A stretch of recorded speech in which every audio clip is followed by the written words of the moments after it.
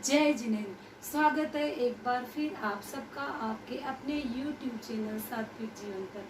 आप सबकी दुआओं से आज मैं आपके सामने दुआओं की शक्ति टॉपिक लेकर आई हूँ।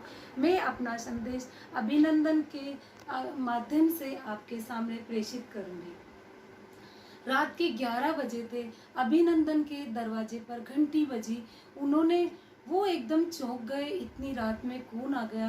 जब उन्होंने गेट खोला तो एक वृद्ध सज्जन गेट पर खड़े थे और उन्होंने पूछा, बेटा आप ही अभिनंदन हो? अभिनंदन की हामी भरने पर उन्होंने एक लेटर अभिनंदन के हाथ में दिया। अभिनंदन ने लेटर पढ़ा और बाहर जाकर ऑटो वाले से जाने के लिए बोला, अंकल का पूरा सामान उतार कर अंदर लाए।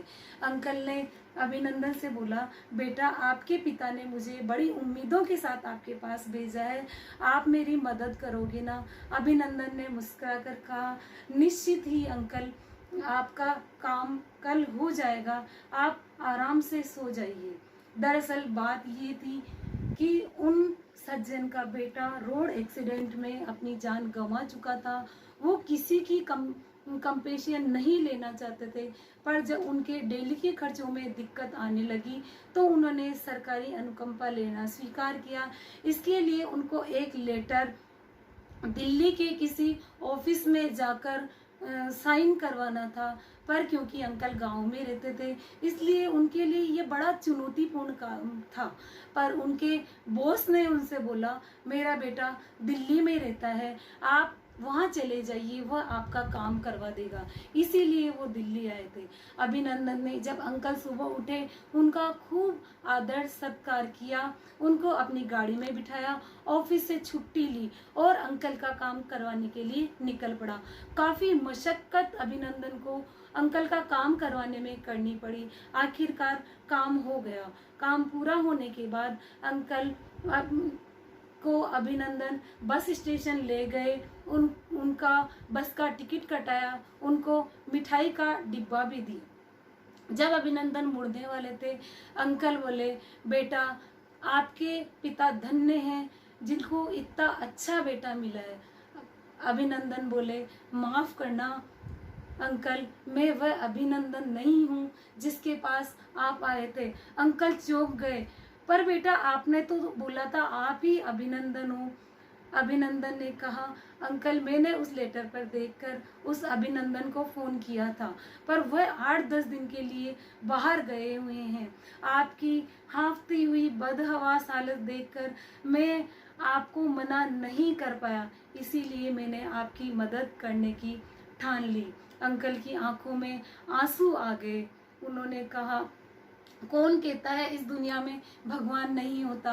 गॉड ब्लेस यू बेटा, गॉड ब्लेस यू बेटा, गॉड ब्लेस यू। अभिनंदन को सुनकर बहुत खुशी हुई। कहते हैं अभिनंदन, उन अंकल की निस्वार्थ भाव से सेवा करके मुझे इतनी खुशी हुई जितनी कोई व्यक्ति करोड़ों रुपए कमाकर भी नहीं पा सकता।